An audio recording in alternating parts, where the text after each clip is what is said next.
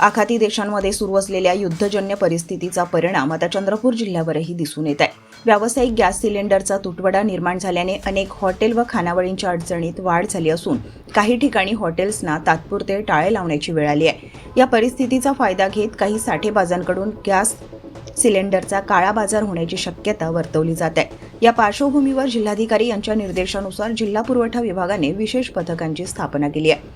ही पथके जिल्ह्यातील गॅस सिलेंडरच्या साठ्यावर लक्ष ठेवणार असून साठेबाजी किंवा काळा बाजार करणाऱ्यांविरुद्ध कठोर कारवाई करण्यात येणार असल्याची माहिती जिल्हा पुरवठा अधिकाऱ्यांनी दिली।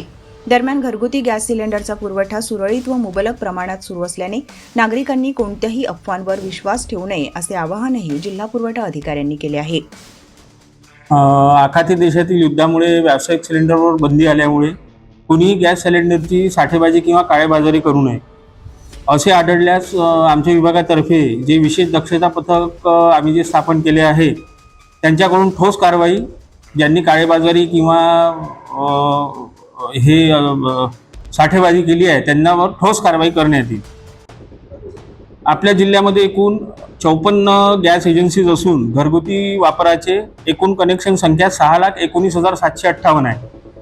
आज कंपनीचे विक्री प्रतिनिधी, सेल्स मॅनेजर तसेच गॅस एजन्सी यांची एक सभा झाली असून त्या सभेमध्ये जिल्ह्यामध्ये सिलेंडर पुरवठा सुरळीत सुरू असून लोकांनी पॅनिक होऊ नये